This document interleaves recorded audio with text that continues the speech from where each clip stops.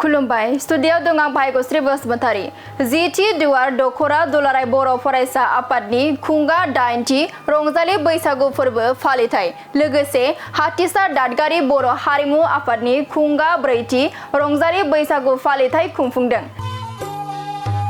चिरां जिल्ला भारत सिमनानि साखाथियाव थानाय दादगारि 2 नं फुलबारि गामिनि गुदि फरायसालिनि गेवलां गेलेग्रा फोथाराव जिथि दुवार दख'रा दुलाराय बर' फरायसा आफादनि खुंगा 8थि रंजालि बैसागु फोरबो फालिथाय लोगोसे हाथिसा दादगारि बर' हारिमु आफादनि खुंगा 4थि रंजालि बैसागु फालिथाय हाबाफारि खुंफुंदों।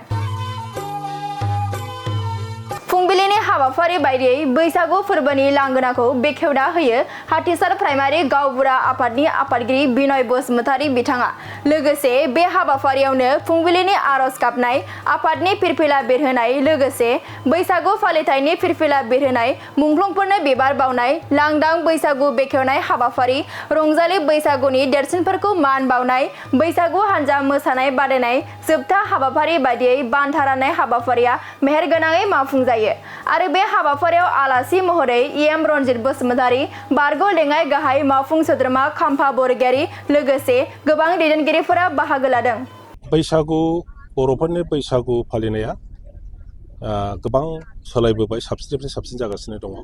आरो बे बेलायाव दुलाराय बर' फरायसा आफाद बर' हारिमु आफादफ्रा आरो गुबुन गुबुन संगठननि दैदेनगिरिफोर आरो बर' हारिनि सानसुमै नेताफ्रा गेदेमा बिथांमोनहा सानै हयै बोरैहाय खालामोब्ला साबसिन जागोन आरो जातिनि हारिमु कला कृष्टि गाननाय जोमनाय जानाय लोंनाय बेयो बोरैहाय जोंनि परम्पराखौ लाखिनायजों लोगोसे साबसिन फोसाबलांनो हागोन बेखौ सावरायलायनाय रायलायलायनायनि गेजेरजों खालामबोनाय जादों। दिनै आङो दादगारि फुलबारियाव दुलाराय बर' फरायसा आफाद आरो बर' हारिमु आफादनि दारैहाय खुंजानाय जि गेवलां बैसागु फालिनाय बेवहाय बाहागो लाफैदों। गमामायै ओनसोलनि मोनफ्रोमबो गामिनिफ्राय बेवहाय रंजाफानो फैदों आरो मोसानायनि कम्पिटिसन जि होदों बादायलायनाय बाहाय बाहागो लानो गोबांथार टिमा बाहागो लाफैदों। सुन्दर मोनसे खान्थाल मादा आरो मा होनना बुङो बे सादोर एसे गोजा गोजा दब हाजो आगर बर'फोरनि जि गाननाय बैसागुनि ड्रेस गाननानै फैनाय गोबांथार जोंनि बिब' बिनानाव बिमा बिमादै बिमानैनि बैसोफोरनि मानसिफ्रा जोबोद समायसोगारदों आरो बिब्दिनो जोङो बैसागुखौ साबसिननिफ्राय साबसिन फालिलांदों। आगोलनि बैसागु फालिनाय आरो आथिखाल बैसागु फालिनाया माबा फारागफोर दं नामा? गोबां फाराग दं। बेफोरखौ जुदि बुंनांगौब्ला गोलाव बुंनांगोन। गोदो गोदाय जों उन्दै समाव मा जायोमोन लोंनाय जानाया बारामोन। मोनसे गामिनि मानसिफ्रा गुबुन गामियाव बैसागुनि नामाव मागिनो थाङोमोन। दा बेफ्राव एसे दावराव दावसि जालायनायबो फैयोमोन। गाननाय जोमनायफ्रा बै समावहाय थाखा फैसा गैया मोजां गाननाय जोमनाय गाननो मोना बेफोरबायदिमोन। दा खिन्थु जोंहाबो इक'नमिक एम्पावारमेन्ट जाबोनायनि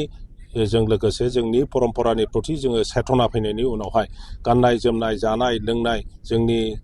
रायज्लायनाय फाव फेसन बेफोरखौबो जोङो गोबांथार सोलायहोनानै मोजांथिं लाबोनो हादों। गोदो दामनाय देनायावबो बे खाम गंसे सिफुं गंसेजोंनो खुनुरुखुममोन। दाना गामि गामि खाम सिफुं सेरजा जथा गासैबो फैजोब्बाय आरो दा बयनिफ्राय साबसिना जाहैबाय गंगोना। जि गंगोनाखौ बर'फ्रा थांनाय गैयाब्लाबो 100 बोसोरसो नागारनानै बावनानै थांबायमोन। दा बेखौ गोदानै जोंनि खामोन गोदो गोदायनिफ्रायनो बर'फ्रासो दामोमोन गंगोनाखौ। हारसाफ्रा गावसिनि होननानै आरामसे बेखौ मालाय बाहायनानै लादों। दा बेखौ बिजिरनानै नायफिननानै रिसार्च खालामनानै नुबाय जे बे गंगोनाया जोंनिसोमोन। दा जि आइ टेग खालामनायजों लोगोसे गामि गामि जोंनि हिन्जावसाफोर सेंग्राफोर गासैबोबो गंगोना दामनायखौ गोदानै फोरोंफिननानै मोजाङै बैसागु मोसानायाव दामनायनि बेब'स्थाखौ दा खालामफिनलायनाय जादों। बे बयनिख्रुइबो गोदानै बे बोसोरनि मोनसे आगोलनाय। बेबायदि गोबांथार दङ। बेफोरखौ रायलायनांगौब्ला गोलाव जागोन। आर'नाइ होननायाबो गैलामोन जोंनाव। गोदो गोदाय जानाय लोंनायाव बर'फोरनि जानायखौ जोबोद मुगैयोमोन। परम्पराखौ लाजिनो नाङा नागारनो नाङा। मालायनि मोजांखौ जोङो लाजावनांगौ गावनिखौ नागारनो नाङा। अमा बेदर जानायनि थाखाय जोंखौ बेसेबां मुगैयोमोन। जाथिखौनो मुगैयोमोन जोंखौ। धोरोमखौनो सोलायनांदोंमोन। अमा फिसिला होननानै हारसाबो जानांदोंमोन जोंनि मानसिफ्रा धोरोमखौबो सोलायना लानांगौ। दिनै फैयै फैयै फैयै बे जोंनि अमा बेदर जानायनि परम्पराया मा जादों दिनैहाय इक'नमिक मोनसे एक्टिभिटिसआव फैदों। जायफ्रा मुगैयोमोन बिसोरनो बांसिन जाग्रा जादों।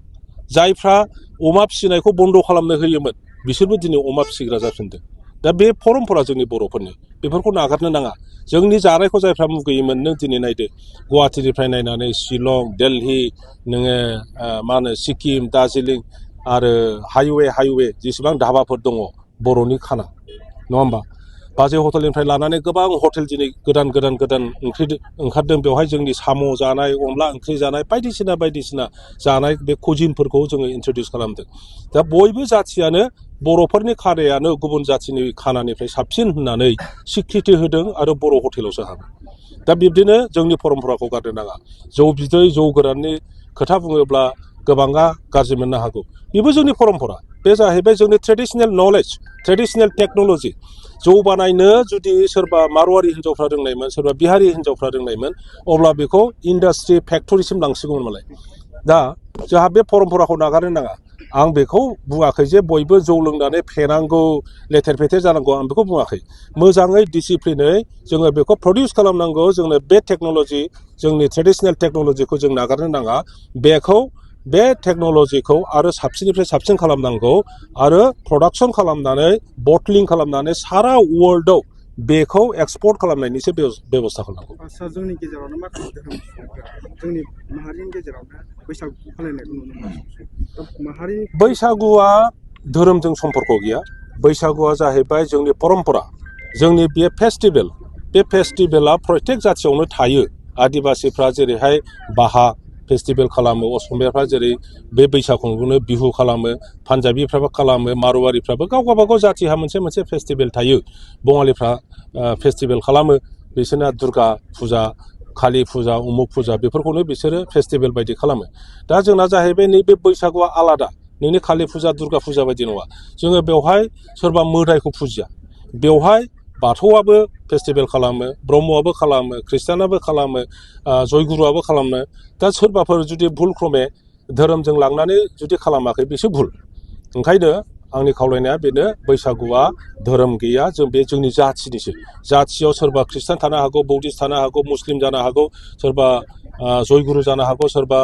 कृष्णगुरु जानो हागौ सोरबा बाथौ जानो हागौ बेफोरखौ जालदाब गारनानै जोंनि परम्पराखौ लाखिनो जोंनि हारिमुखौ लाखिनो जोङो जिखुनु माबायाव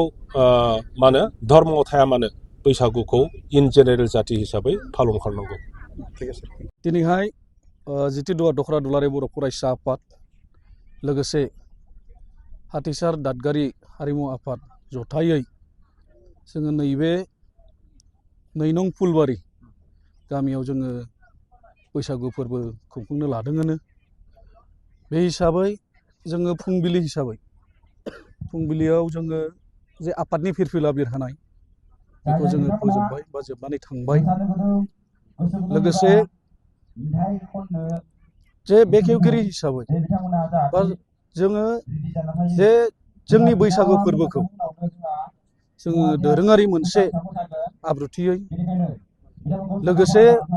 जे बर' माहारिखौ जोङो गेरेमसा माहारि दानायाव जे बे हारिमु जे बिथिङावबो जोङो थिग खालामनांगौ दं दिनैहाय जों सिगाङाव नुदोंमोन जे जोंनि बैसागु जानाय बियो गेजेर खलबाव जे जोंनि साननाय बायदि बा जे आदर्श गोनां बे जायाखैमोन जों बेखौ मोनदाङो जों नुदों माब्लाबा लंपेन्ट गिजि गाननाय लंपेन्ट आसिनानै गाननाय बेथ' जे बैसागुनि आदर्श होननानै जों बेखौ माब्लाबाबो साना थिग बेबायदिनो जों दख'र आफादनि सिङाव जोंहा 9 दालाय आफाद दङ बे दालाय आफादाव जोङो जोंनि ओनसोलखौ जों मारै फोसाबनो हागोन बेयो सोलोंथायावनो जा आबाद बिथिङावनो जा इक'नमिकेलि जा हारिमु बिथिङावनो जा जों आफाद बा दुलाराय बर' फरायसा आफाद हारसिङैल' हागोन बे माब्लाबाबो जानो हाया बेखौ जोङो जोंनि ओनसोलनि दैदेनगिरिफ्रानो बा जोंनि ओनसोलनि मेलेमजिबि बिथांमोना बयबो बाहागो लालायनांगोन बुजिनांगोन दिनैहाय गाज्रिखौ गाज्रि होननांगोन मोजांखौ मोजां होननांगोन आं बेखिनिखौ खावलायो दिनैहाय जे जोङो नैबे 2 नं फुलबारियाव जोङो दसे समाव जोङो बादायलायनाय बेखौ जों लानो सानदोंआनो दिनैहाय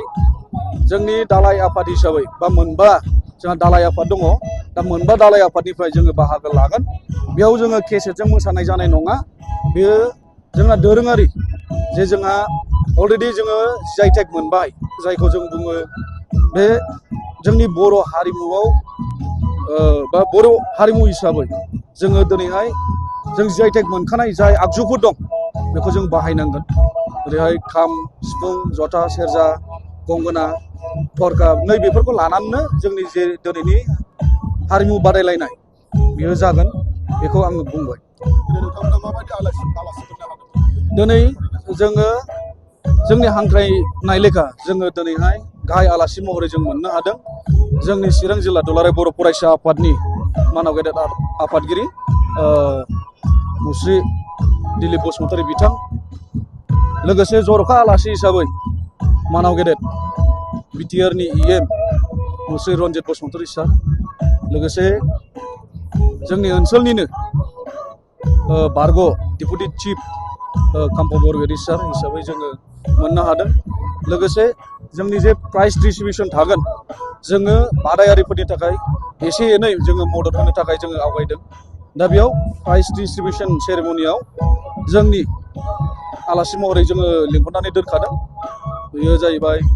डक्टर सांग्रां ब्रह्म OSD2 CEM लोगोसे लाइमोन गांखंनि UPPLनि मानाव गेदेर गाहाय नेहाथारि लोगोसे आसाम फुटबल एस'सिएशननि गाहाय नेहाथारि जों बयबो मिथिगौ दा बिथांखौ जोङो हांख्रायदों बिथाङा खोथा होदों फैगोन जोंजों नुजाफैगोन बेखिनिखौ आं